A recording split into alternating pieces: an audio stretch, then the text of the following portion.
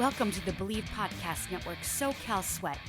My name is Ann McDaniels, a former NFL cheerleader and product manager turned actress and model who dreams of being a UFC fighter. Meow. Learning strategies to help motivate others leads me to bring you interviews each week from a range of athletes, experts in fitness and nutrition, and so much more.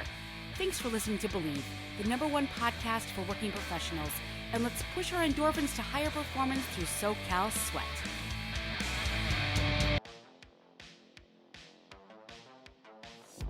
This is your host, Ann McDaniels, and thank you so much for joining me on another episode of Believe SoCal Sweat. Well, this week is the Super Bowl. I love the Super Bowl, but people are not happy after learning the 2022 Super Bowl will take place Valentine's Day weekend. It's a shock to so many people, and February may not live up to its nickname as the month of love this year, after it was announced, to the horror of those in relationships, that the 56th Super Bowl will take place on the weekend before Valentine's Day. Actually, it's basically the same weekend. Typically, sports fanatics and romantics can easily separate their two love lives during the second month of the year, as the football face-off usually takes place early in the month, while Valentine's Day is celebrated on the 14th of February each year.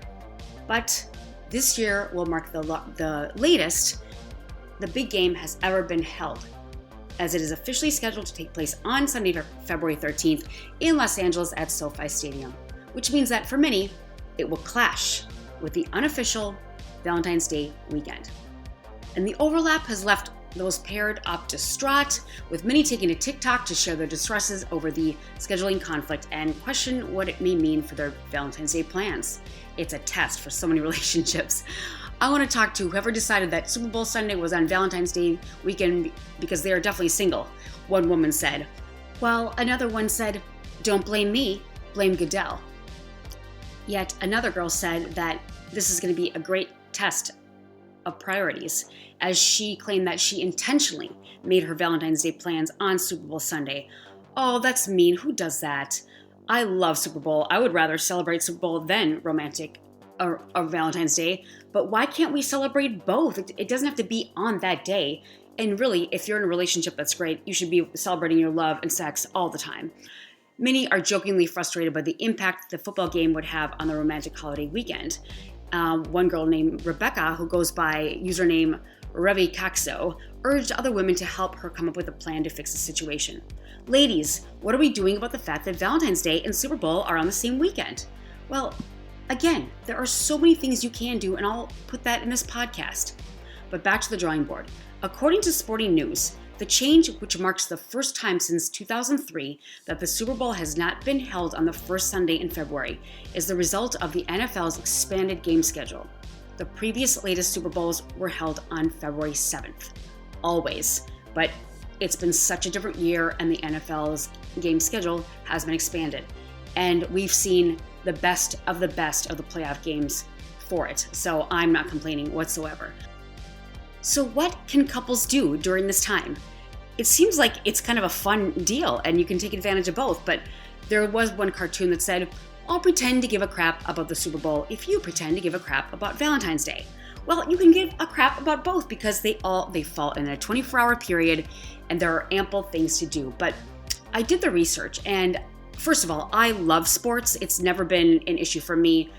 I love the Super Bowl. I'm a former NFL cheerleader. I love every sport, and I think the first date I went on with somebody that I still really love, to be honest with you, we went to an NBA game, and I thought that was the greatest first date. And I must say, if you ever watch sports with your partner, or you watch, like ladies, for example, if you watch men watch sports, there is so much adrenaline. They get so riled up, and you know what? That is foreplay. Take advantage of that. Do you remember on Sex and the City when Samantha Jones, who was my favorite, played by Kim Cattrall, she was dating a guy and she would go over to his house and he'd watch football and then he'd get all riled up and they would have like the best sex.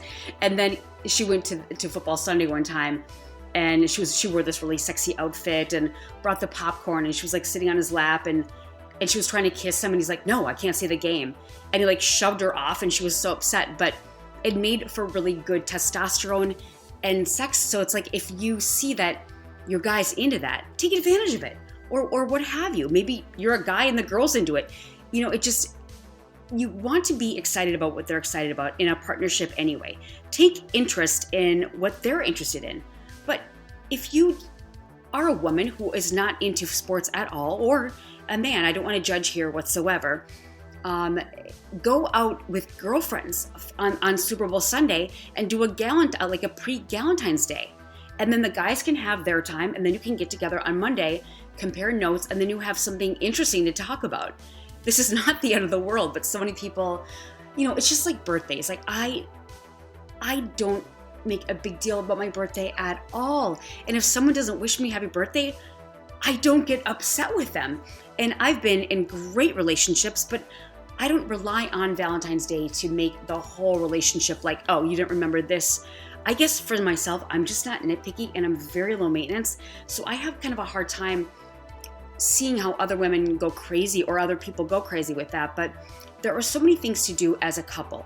And I just want to share some of these things with you for like if you're foodies or if you're romantics, what you can actually do to make the best of it. Now, just a quick stat that I found on the Houston Eagle. It says 64% of men and 63% of women would rather see their favorite team score a big win in the Super Bowl than score on Valentine's Day, meaning sex.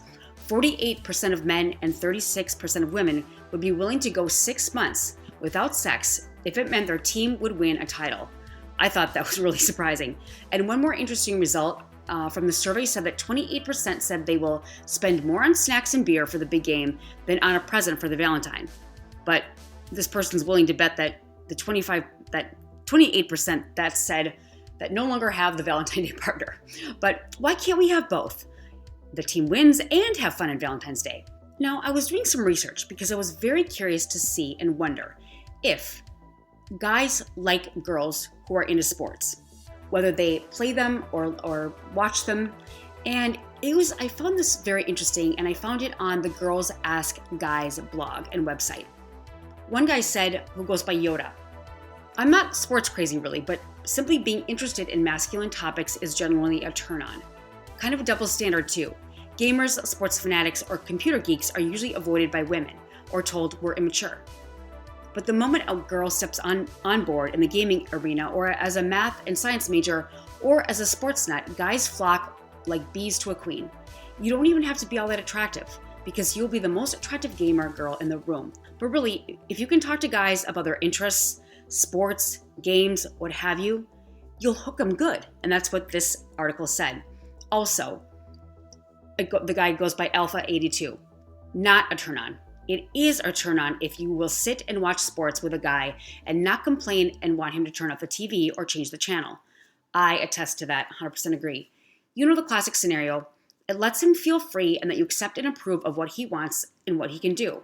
But as far as knowing about the game, all the rules, strategies, players, stats, etc., not a turn on. My advice would be don't change who you are. Continue to like football if that's your thing. But don't try to impress the guys with your knowledge about the game. There are many other ways to connect with guys. Don't do it over sports. I've seen girls do this a lot, and I think in my immature days, I would like memorize stats and then like portray them and verbalize it. But it's like clearly I didn't even know what I was talking about, so I ended up making myself look like an idiot. But I definitely generally know a lot about football just because I am generally interested. But other games, that's not as much. But the guy that I date, I love a guy that's into sports. I mean, I like guys that are athletic. And if they kind of don't match with my personality and lifestyle anyway, I'm just really not interested. I mean, I remember going out with a guy one time, like I'm very into cars. And he said, a car is just to go from point A to point B. And I'm like, really? And he goes, yeah, I don't care if I would drive a Prius. You drive a Prius? Okay, no judgment against Prius. I just am I like engines. I grew up in Wisconsin. I can't help it.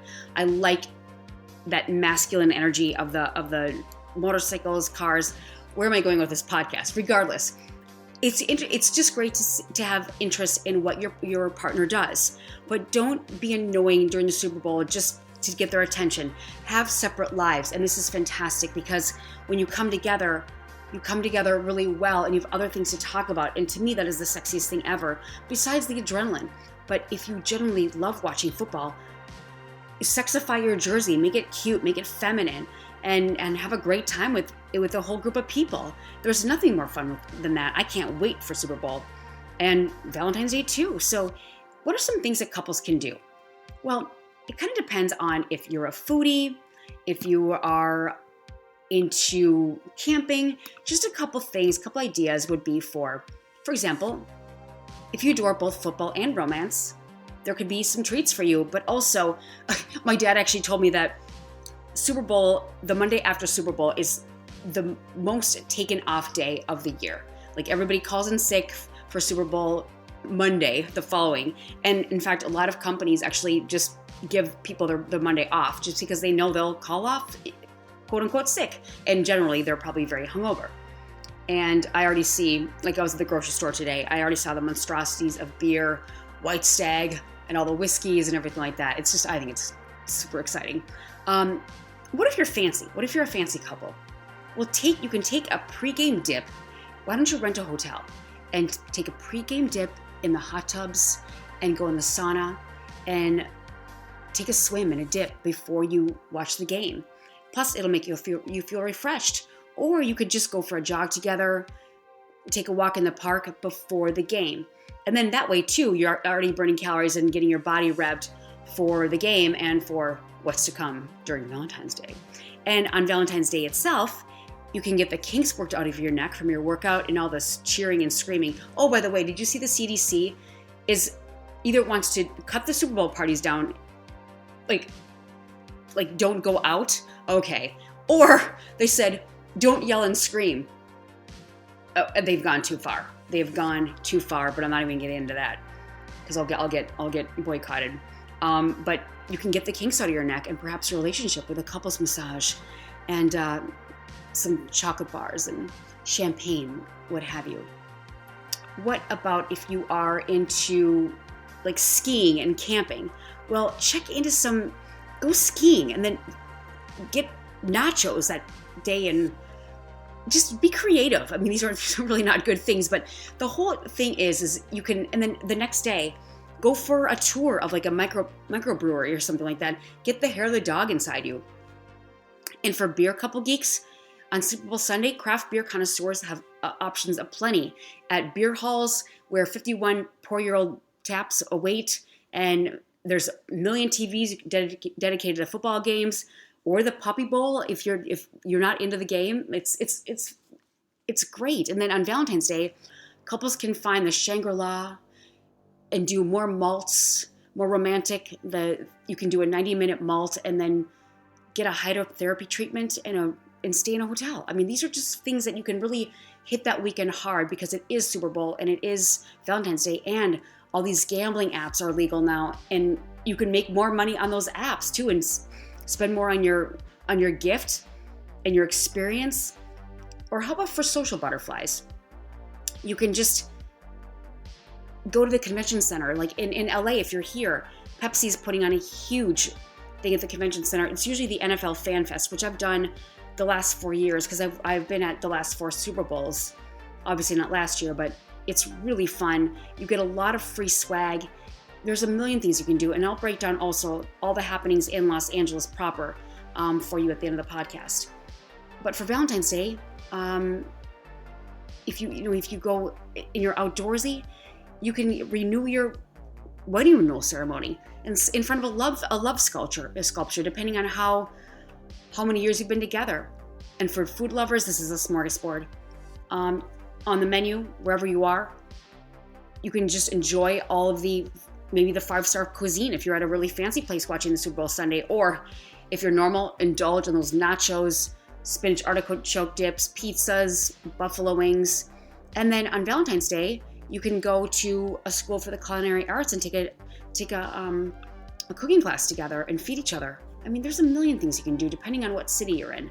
And I encourage you to Google what is available in that city for Super Bowl. There might be a price fix menu that you can go and have everything taken care of for you while watching the games. The sky's the limit. Just use your creativity and just be interested, and don't put the person down because they're putting Super Bowl ahead of Valentine's Day, because they're both great holidays. You can literally do a double header and take that any way you wish if you have a dirty mind. Now, if you either live or are coming to LA for the Super Bowl, I want to give you 10 things to do from free to fancy. Now, tickets to see the Rams play the Bengals will cost you an average of $9,249, and that's not including parking, which could set you back another several $1,000s. But if you're looking for a relatively cheaper way to get in on the festivities, there are several ways to do so. And just a fun fact, the Rams are playing the Bengals, but the Rams are technically the visiting team, as the official host rotates each year between the AFC and NFC. So the Rams are actually technically the visiting team, which is kind of funny. Now, some of the things that you can do for free and just a little bit less. First of all, the Taste of Englewood, the big game festival. The city of Englewood will host a free 3-day festival on Market Street featuring music, food, vendors, and more. Performers include Pancho Sanchez, Tony, and Tamar, and Insecure. Creator Issa Rae will receive the key to the city on February 12th, and the festival will run from February 10th and 11th from 2 p.m. to 10 p.m. and February 12th from 10 a.m. to 10 p.m. And I will put the links to reserve. The next one is the Super Bowl experience. I've done this every year for the past 4 years as a host, and it is so much fun. There are tons of games, autographs, everything. So this is an interactive football theme park that gives you the chance to show off your skills on the gridiron and grab a few autographs in the process, and authentic jerseys, everything. The family-friendly event will be open this Saturday and Sunday, and again, February 10th to the 12th at the Los Angeles Convention Center. Cliftons Republic. After nearly 2-year closure due to the pandemic, historic downtown food and drink emporium, Cliftons Republic is set to open its doors again for Super Bowl weekend. The Broadway landmark will be open from February 11th and 12th from 9 p.m. to 2 a.m. and on Super Bowl Sunday from 5 p.m. to close. Cliftons will not be taking reservations at this time, so arrive really early. It's an amazing place.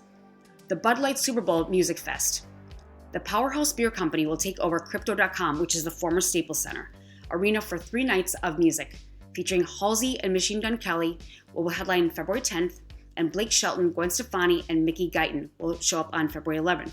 Green Day and Miley Cyrus will close out the festivities on February 12th. So that is at the Crypto.com former Staples Arena. These are all great dates. So this is a Valentine's Day Super Bowl weekend ideas for you. Hall of Fame Party, the Big Game Weekend Edition. Meek Mill, Diplo, Gunna, and more will perform at the 2022 Hall of Fame Party presented by Animal Concerts and Segi TV. The event will occupy the Sunset Room on Hollywood on February 12th, featuring 2 stages, multiple bars, and plenty of room to dance. And this is a great place, the Sunset Room. The tickets for those are $150, and I will put the link there. How about the Art in the Bowl? The Art in the Bowl will bring together the sports and arts world of the EK Art Gallery on February 10th. NFL Hall of Famers Andre Reed and Terrell Davis, with former Pro Bowl player Greg Bell, will host the event, which features a red carpet, silent and live auctions, and appearance by Grammy Award winner Norman Brown. I'm very good friends with Greg Bell. I actually featured him on one of my podcasts, so I will be contacting him. And tickets are $150, and I'll put the link. Shaqs Fun House. I may do this one actually as well. Shaq, or DJ Diesel, will bring his annual carnival-themed bonanza to the Shrine Auditorium right near USC and Expo Hall on February 11th. In addition to a DJ set from the Laker legend, the night will contain performances by Lil Wayne and Zedd, with food catered by Roscoe's Chicken and Waffles, Pink's Hot Dogs, and more. Tickets start at $399 and will include 6 hours of open bar, gourmet bites from various restaurants, and access to the Carnival Midway. And Sports Illustrated Party. The tickets here are $750. After a coronavirus-induced hiatus, Super Bowl's annual Super Bowl party will take place on the 12th at Century Park. Kygo, Jack Harlow, and more will take the stage, and your VIP ticket will get you 5 hours of open bar. The Maxim Super Bowl Party, very popular. The tickets will run you a modest $750, while the Saturday celebration will cost you $1,050. The online sports betting site Maxim Bet will host 2 nights of high-profile entertainment. Music at the Market on February 11th will feature a headlining DJ from the Chainsmokers with performances by Lil Baby and Gunna. On February 12th, 50 Cent will host Electric Nights with Maxim, which includes performances by Tiesto, Loud Luxury, and DJ Vice. These are Friday and Saturday. And NFL Honors will highlight the league's standout players from YouTube Theater on February 10th. Big name awards such as the Most Valuable Player, Coach of the Year, and Rookie of the Year will be handed out next door to SoFi Stadium.